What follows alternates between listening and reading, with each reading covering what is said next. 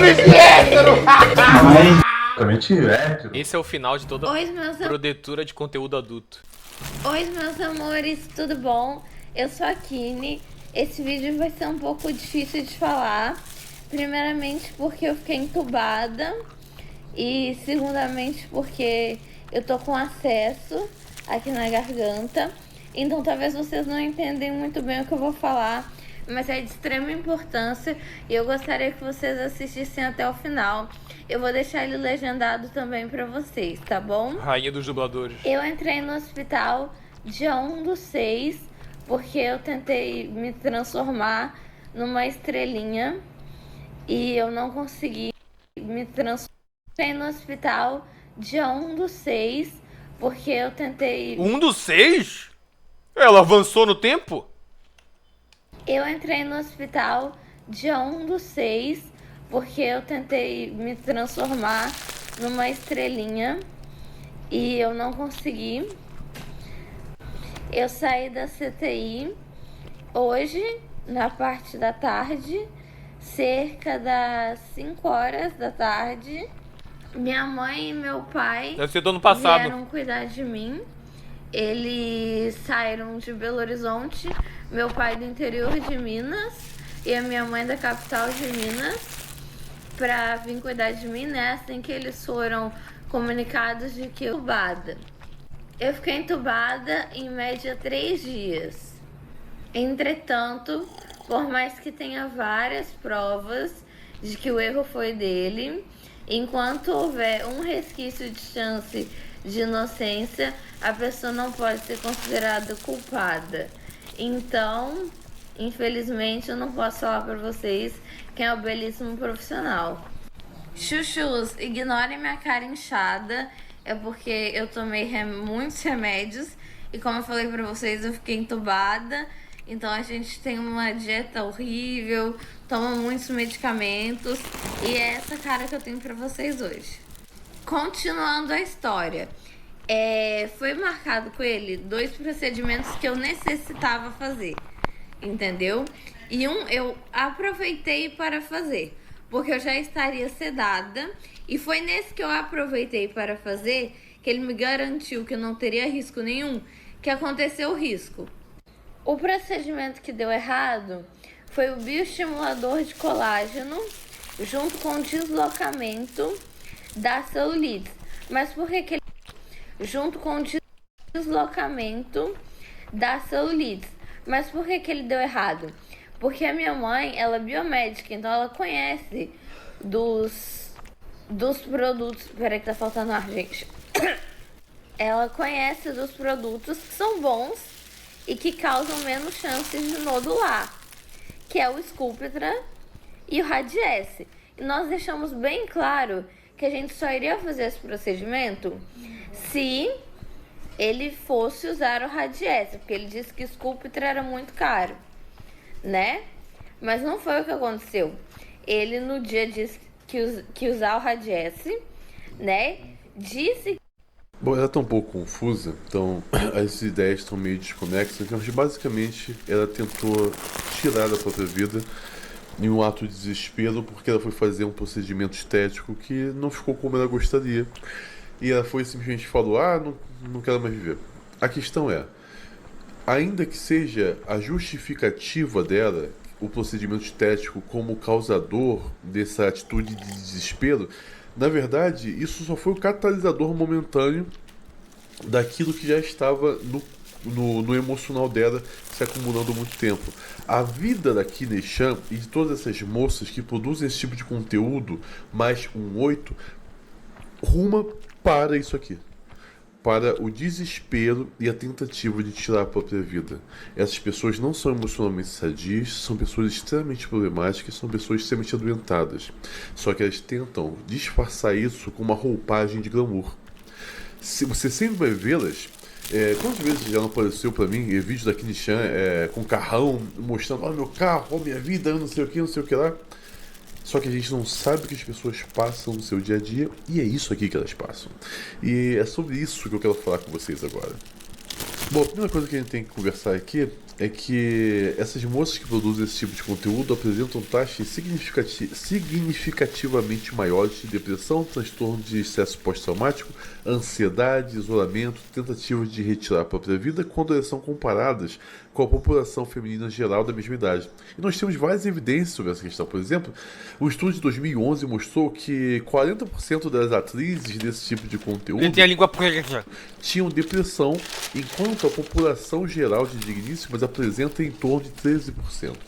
Um estudo sueco de 2025 mostrou que 90% delas têm transtorno de estresse pós-traumático clinicamente diagnosticado.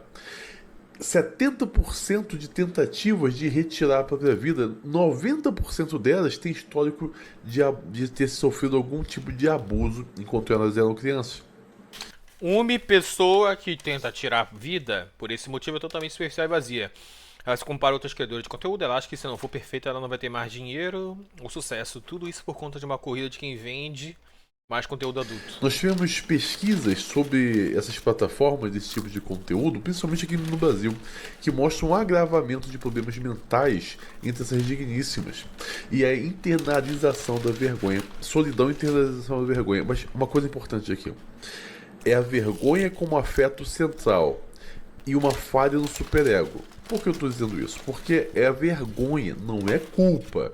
Elas não se sentem culpadas e elas não sentem que estão fazendo algo errado.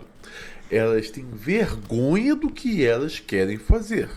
A gente precisa dizer isso muito claramente, que ninguém é vítima de nada aqui. Ninguém é um coitadinho que não sabe o que está fazendo. Então elas têm vergonha e não culpa. E é justamente a culpa que é o afeto mais destrutivo. Porque o superego, que é a nossa consciência moral internalizada, ele fica cruel contra ela. É como se ela falasse para ela mesma: você é indigna de amor genuíno. A plataforma, então, vai virar um palco de humilhação pública constante que ela se coloca e amplifica essa questão. Nós temos alguns estudos bem interessantes que mostram que o ambiente é um facilitador, né? Então, ela nunca teve um ambiente materno suficiente e agora ela oferece o próprio corpo como esse ambiente de segurança para todo tipo de homem que passe pela vida dela. E o mais importante que eu acredito que eu posso falar aqui, lembra que ela falou nisso? Minha mãe veio, meus pais vieram cuidar de mim, minha mãe veio de tal lugar e meu pai veio de outro, pais separados. A ausência paterna causa isso aqui, tá? O pai, ele é a primeira figura masculina de referência que uma digníssima tem em sua vida. A sua ausência, seja física, emocional ou ambos, deixa um vazio de segurança e um vazio de aprovação na vida dela. A filha, então, ela tende a crescer com apego ansioso e evitante. E ela busca nos homens e depois no público online a atenção, o afeto e o valor que ela não teve em casa. O conteúdo adulto, tá? Oferece validação imediata. Porra, dinheiro pra caramba, likes, cumprimentos, as pessoas elogiando, que é uma forma de preencher esse buraco momentaneamente. Mas nós temos estudos que mostram que digníssimas com pai ausente, elas percebem maior intenção de intimidade nos homens e adotam estratégias de acasalamento muito mais oportunistas. A digníssima, então, que tem pai ausente, ela enxerga malícia no olhar de todos os homens. Muitas vezes até mesmo quando o homem não tem malícia alguma por ela. Mas ela tem o desejo de enxergar nesse homem desejo por ela. E esse que é o problema. Isso causa uma hipersexualização precoce e o comportamento de risco. Por isso nós temos pesquisas que indicam que essas moças sem pai, ou pais que se desengajaram por qualquer motivo que seja, elas têm um início da vida de intimidade muito mais cedo que a população normal. Elas têm muito mais parceiros no decorrer da vida do que a população normal. E ela tem um risco muito maior desse tipo de comportamento, muito maior.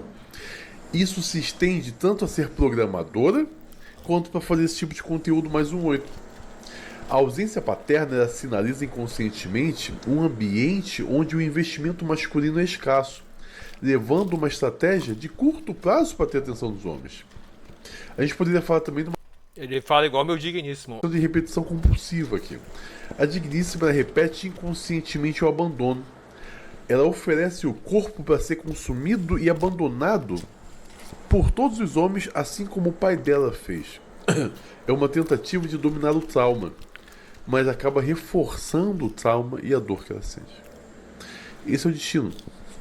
Digníssimas que fazem esse tipo de conteúdo, elas vão tentar apresentar pra você uma coisa online maravilhosa, uma vida de luxo, uma vida de riqueza, vão rir de você porque você é pobre.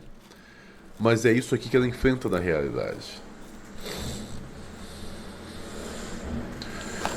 Triste, não vou debochar, mas a gente precisa sempre lembrar: essa é a vida que ela escolheu pra si.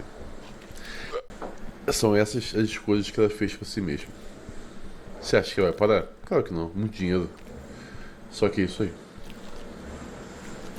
Daqui a pouco vai estar gravando de novo. Infelizmente. Eu acho que falta uma pergunta para essas pessoas fazerem. Até que ponto vale a pena vender tudo que você tem, vender sua intimidade a troco de merreca? Vale a pena? Vale a pena brincar com a sua própria saúde emocional? Não existe nada normal em você se expor dessa forma. Você vai se consumir, você vai se destruir. E não pense que isso aqui acontece só com as moças que fazem esse tipo de conteúdo. Você, moça, que por algum motivo esteja saindo com vários, já tenha tido vários, você está exposta à mesma coisa. Pense bem se vale a pena se jogar nisso. Quem vai pagar?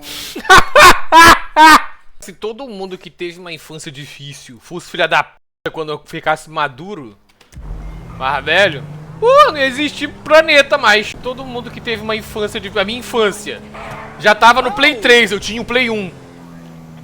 Pô, o mundo me deve uma recompensa, porque eu não tinha o videogame da moda. Na época que era moda, né?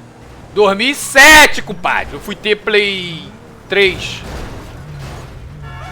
Play 3, ó. Fui ter Play 1, já tava no Play 3. E aí eu vou... quando eu crescer eu vou ser filha da p... meu pai me estuprou na infância, eu vou estuprar todo mundo também. É um exemplo, né? Eu não fui estuprado quando era criança. Meu pai me estuprou quando era criança, eu vou estuprar todo mundo também, o Gabuga. Não, todo mundo aqui, eu creio que aqui a maioria, ninguém foi playboy. Todo mundo teve infância difícil. Todo mundo teve infância difícil. Todo mundo, sei lá, catava latinha pra jogar videogame na lan house. Porque gostava de jogar videogame e os pais não tinham dinheiro pra dar um videogame bom pra ele. E eu já fiz isso. Eu pegava aquele cobre do ventilador, da parte traseira do ventilador, e vendia no ferro velho, filho. 10 centavos, 5 centavos, 25 centavos. Ia acumulando, até que uma hora, pum! Eu não, fui privilegiado. Tive pai e mãe, estudei em escola particular. Caralho, tá bom, né? Isso era pra ser o básico de todo mundo. Ter pai, mãe, família estruturada. Assim, eu não era miserável quando era moleque. Mas, porra, muita coisa da moda da época eu não tive, pô. Tipo, já tava no Play 2. Porra, eu tinha o Polystation. Não, o Play 2 saiu em 2000. Em 2002 eu fiz 7 anos e minha mãe me deu um Super Nintendo. Pô, gostei pra caralho. Eu nem sabia que tinha videogame mais avançado que o Nintendo na época, era muito pequeno. Minha mãe me deu um Super Nintendo. Eu falei que eu queria um videogame. Minha mãe me deu um Super Nintendo. Quando eu tinha uns 7 anos. Em 2002. Minha mãe me deu um Super Nintendo. Já tava no Play 2. Aí 2003, 2004. Aí tive um Mega Drive também. Que uma amiga dela tava indo embora.